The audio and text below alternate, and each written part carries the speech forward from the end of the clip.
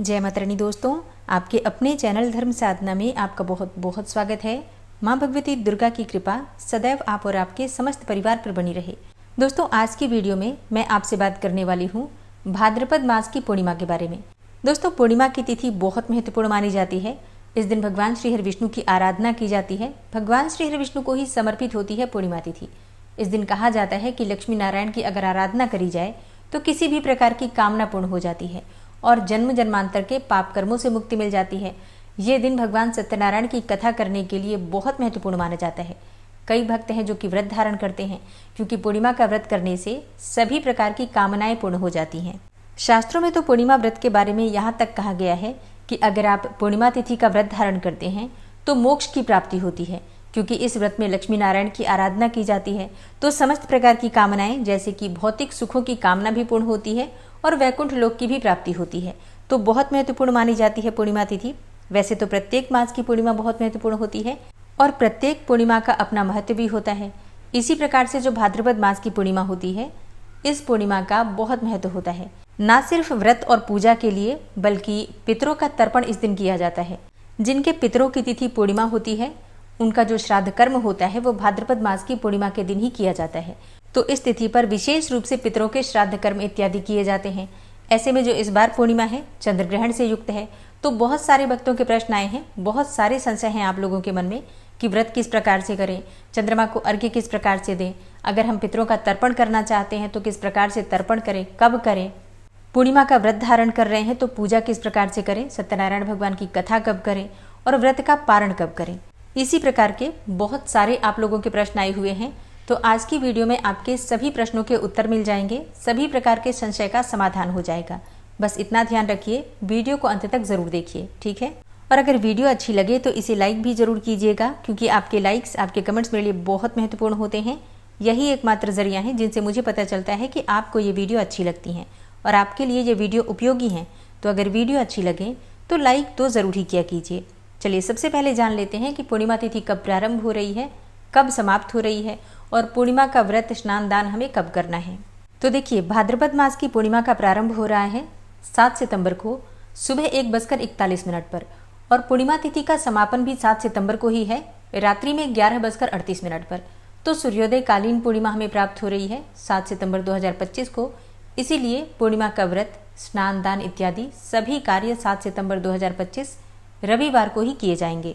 अगर आप पूर्णिमा का व्रत धारण करते हैं तो 7 सितंबर को ही आपको पूर्णिमा का व्रत धारण करना है। एक ही दिन की पूर्णिमा है तो स्नान दान या फिर पितरों का तर्पण भी इसी दिन किया जाएगा। और 7 सितंबर को सूर्योदय काल का समय है सुबह 6:02 पर और सूर्यास्त का समय होगा शाम को 6:36 पर। ब्रह्म मुहूर्त में स्नान किया जाता है, तो ब्रह्म मुहूर्त का समय है सुबह 4:31 से सुबह 5:16 तक। अभिजीत मुहूर्त दोपहर में 12 बजे से 12:49 तक। और बात करें राहु काल की, तो राहु काल शाम को 4:30 से शाम को 6 बजे तक। अभिजीत मुहूर्त में आप कोई भी शुभ कार्य कर सकते हैं, लेकिन राहु काल में किसी भी प्रकार का शुभ कार्य प्रारंभ नहीं करना चाहिए। हाँ, अगर आप पहले से कर रहे हैं तो बिल्कुल कर सकते हैं। पूर्णिमा के व्रत में चंद्रमा के दर्शन करने के बाद ही व्रत खोला जाता है, तो चंद्रोदय काल का समय रहेगा शाम को 6:26 पर। अब जैसे कि आप सभी जानते हैं कि इसी दिन ग्रहण भी लग रहा है, चंद्र ग्रहण।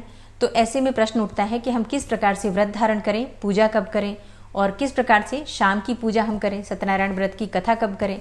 तो चलिए अब जान लेते हैं कि ग्रहण काल कब से प्रारंभ होगा और कब समाप्त हो रहा है। और ग्रहण में सूतक पहले लग जाता है, जैसे कि चंद्र ग्रहण है तो 9 घंटे पहले ही सूतक लग जाएगा। तो सूतक कब से प्रारंभ होगा? देखिए, ग्रहण प्रारंभ होगा रात्रि में 9:57 पर, ठीक है। चंद्र ग्रहण का प्रारंभ रात्रि में लगभग 10 बजे हो रहा है। ग्रहण का स्पर्श काल होगा रात्रि में 11:09 पर और मध्य काल होगा रात्रि में 11:42 पर। चंद्र ग्रहण का मोक्ष काल है रात्रि 12:23 पर और चंद्र ग्रहण का समापन होगा देर रात्रि 1:27 पर। तो 7 सितंबर 2025 को रात्रि में 10 बजे से चंद्र ग्रहण का प्रारंभ होगा, मतलब 9:57 है, तो समझ लीजिए 10 बजे के आसपास, ठीक है। और बात करें सूतक काल की, तो सूतक काल का प्रारंभ होगा दोपहर में 7 सितंबर को दोपहर में 12:57 से, ठीक है। और ग्रहण का जब सूतक काल प्रारंभ हो जाता है तो उसके बाद से किसी भी प्रकार से हम पूजा पाठ नहीं करते हैं। मतलब सूतक प्रारंभ हो इससे पहले हम अपने घर के मंदिर के पर्दे बंद कर देते हैं, जो बड़े बड़े मंदिर होते हैं उनके पट बंद कर दिए जाते हैं और पूजा किसी भी प्रकार की सूतक काल में नहीं होती है।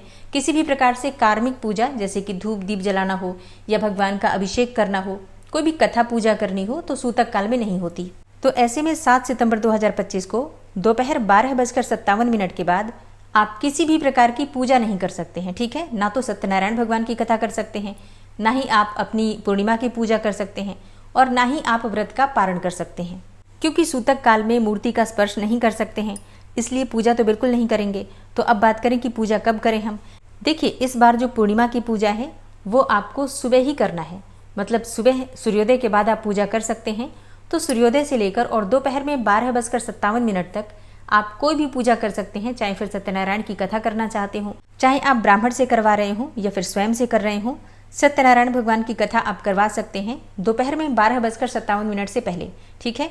पूर्णिमा का स्नान और दान भी आपको इससे पहले ही कर लेना है। जैसे कि सुबह ब्रह्म मुहूर्त में उठ जाते हैं पूर्णिमा के स्नान के लिए, तो स्नान करके उसके बाद आप लोग दान कर लीजिएगा।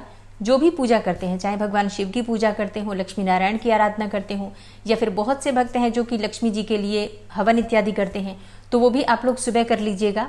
पूर्णिमा का जैसे बहुत से लोग हैं जो कि मंदिरों में जाके दीप दान करते हैं, तो ये कार्य भी आपको सुबह ही करना है, ठीक है। सुबह जल्दी उठकर और स्नान करके दीप दान इत्यादि सभी कार्य आप कर सकते हैं, क्योंकि शाम को दीपक नहीं जला सकते हैं, ठीक है। और जैसे कि आपका प्रश्न आया है कि क्या दीपक हम अपने घर के मंदिर में पूर्णिमा की शाम को संध्या काल में जला सकते हैं। नहीं, देखिए, किसी भी प्रकार की पूजा नहीं होती है। जैसा मैंने आपको पहले ही बताया, जैसे ही सूतक काल प्रारंभ होगा तो उससे पहले ही हम अपने घर के मंदिर के पट बंद कर देते हैं, ठीक है। तो शाम को संध्या पूजा नहीं होगी, ठीक है। कोई दीप दान ना तो आप तुलसी के पास कर सकते हैं और ना ही आप अपने घर के मंदिर में कर सकते हैं और ना ही आसपास किसी मंदिर में कर सकते हैं, ठीक है। तो भाद्रपद मास की पूर्णिमा में शाम को संध्या काल में आप दीप दान इस बार नहीं कर पाएंगे। अगर आपका नियम है कि आप प्रत्येक पूर्णिमा पर दीप दान किसी मंदिर में करते हैं या फिर किसी देव वृक्ष के पास करते हैं, तो आप लोग अनंत चतुर्दशी की संध्या काल में दीप दान कर लीजिएगा, ठीक है। या फिर पूर्णिमा को सुबह सुबह कर लीजिएगा। नियम खंडित ना हो तो इसके लिए आप लोग सुबह कर सकते हैं, ठीक है। अच्छा, जिन भक्तों का पूर्णिमा का व्रत है, चंद्रमा को अर्घ्य देने के बाद ही आप व्रत खोलते हैं, तो शाम को चंद्रमा जब उदित होंगे तो आप अर्घ्य दे सकते हैं, क्योंकि कोई पूजा नहीं करनी है। देखिए, कोई धूप दीप नहीं जलाना है आपको, सिर्फ आप थोड़ा सा कच्चा दूध लेकर और किसी भी पात्र में चंद्रमा को देखते हुए अर्घ्य दे सकते हैं, ठीक है। ओम सोम सोमाय नमः इस मंत्र का जप करके अर्घ्य दे दीजिए, परिक्रमा कर लीजिए और चंद्र देवता से प्रार्थना कर लीजिए। इस प्रकार से पूजा करके आपका जो व्रत है पूर्णिमा का संपूर्ण रूप से माना जाएगा, पूर्ण माना जाएगा। लेकिन अब प्रश्न आता है कि व्रत का पारण हम कब करें, क्योंकि सूतक काल में तो हम पारण कर नहीं सकते। देखिए, सूतक काल में आप व्रत का पारण नहीं कर सकते हैं, तो आप क्या कीजिए, व्रत का पारण आप अगले दिन कीजिए। जैसे कि अगले दिन सुबह जल्दी उठ जाइए, घर का शुद्धिकरण भी करना होता है, मंदिर का भी शुद्धिकरण करना पड़ेगा, सूतक लगा है और ग्रहण लगा है तो शुद्धिकरण करने के बाद स्नान दान करके और भगवान की पूजा करके आप व्रत का पारण कर सकते हैं, ठीक है। अब जैसे आपके प्रश्न आ रहे हैं कि क्या हम सूतक काल में फलाहार कर सकते हैं। जी हाँ, बिल्कुल कर सकते हैं। रात्रि में ग्रहण जब प्रारंभ होगा उसके बाद कुछ नहीं खाना है, कुछ नहीं पीना है, लेकिन उससे पहले आप फलाहार कर सकते हैं। जो भी आपके पूर्णिमा के फलाहार होते हैं, जैसे कि फल लेना है, जूस लेना है, दूध लेना है, चाय पीना चाहते हैं, ये सभी चीज़ें आप कर सकते हैं। तो फलाहार पर आप 24 घंटे के व्रत रह जाइए और फिर अगले दिन आप व्रत का पारण कर सकते हैं। अच्छा, एक प्रश्न आया है कि क्या हम दोपहर में पूजा करने के बाद व्रत का पारण कर सकते हैं। तो देखिए, ऐसा करना तो नहीं चाहिए, क्योंकि पूर्णिमा तिथि हम सूर्योदय से लेकर और सूर्यास्त तक, मतलब चंद्रोदय तक करते हैं। तो चंद्रमा उदित होंगे तभी तो आपका व्रत पूर्ण होगा। तो इससे पहले व्रत का पारण आप कैसे कर लेंगे। चंद्रोदय तो शाम को हो रहा है, शाम को 6:26 पर, तो चंद्रमा को अर्घ्य देंगे, उसके बाद ही आप व्रत का पारण करेंगे। तो शाम को चंद्रमा को अर्घ्य दीजिए, व्रत का पारण अगले दिन कर लीजिए, फलाहार से रह जाइए। व्रत कोई इतना कठिन भी नहीं है, 24 घंटे तो रहा ही जा सकता है। अब एक प्रश्न है कि हम लड्डू गोपाल घर में रखते हैं, घर में सेवा करते हैं, तो उनके सेवा का विधान क्या होगा। देखिए, इसकी जानकारी आने वाली वीडियो में आपको मिल जाएगी। मेरे पास भी लड्डू गोपाल जी हैं, तो मैं किस प्रकार से सेवा करूंगी ये नियम मैं आपको अगली वीडियो में बता दूंगी, ठीक है। तो व्रत और पूजा से संबंधित जो भी आपके प्रश्न थे सबके उत्तर मैंने आपको दे दिए। अब बात करते हैं कि पितरों का तर्पण कब करें। देखिए, दोपहर में 12:57 से पहले आप पितरों का तर्पण कर सकते हैं, ठीक है। मतलब जो भी कार्य हम करेंगे सूतक काल से पहले ही कर सकते हैं। तो इस बात का आपको ध्यान रखना है, समय का ध्यान रखिए। चंद्र ग्रहण में किस नियम का पालन करें, किस प्रकार से दान करें, मंत्र जप किस प्रकार से करें, इसकी जानकारी आपको आने वाली वीडियो में मिल जाएंगी। तो वैसे तो इस वीडियो में मैंने आपके लगभग बहुत सारे प्रश्नों के उत्तर दे दिए हैं, लेकिन फिर भी अगर आपका कोई भी प्रश्न और है जिसका उत्तर आप चाहते हैं तो कमेंट बॉक्स में लिख दीजिए। जल्दी ही आपके प्रश्नों के उत्तर आपको मिल जाएंगे। उम्मीद करती हूँ ये वीडियो आपके लिए उपयोगी होगी। तो अगर वीडियो अच्छी लगी हो तो वीडियो को लाइक ज़रूर कीजिए, संभव हो तो वीडियो को शेयर भी कीजिए। और चैनल पर पहली बार आए हैं, अगर अभी तक आपने चैनल को सब्सक्राइब नहीं किया है तो आज की वीडियो अगर आपको अच्छी लगे तो चैनल को सब्सक्राइब कर लीजिए और बेल बटन को ज़रूर प्रेस कर लीजिए। तो इससे ये होगा कि इस चैनल पर जो नई वीडियो अपलोड होंगी उनकी नोटिफिकेशन आपको सही समय पर प्राप्त होगी। मिलते हैं मैं आपसे अगली वीडियो में, तब तक के लिए जय श्री राधे।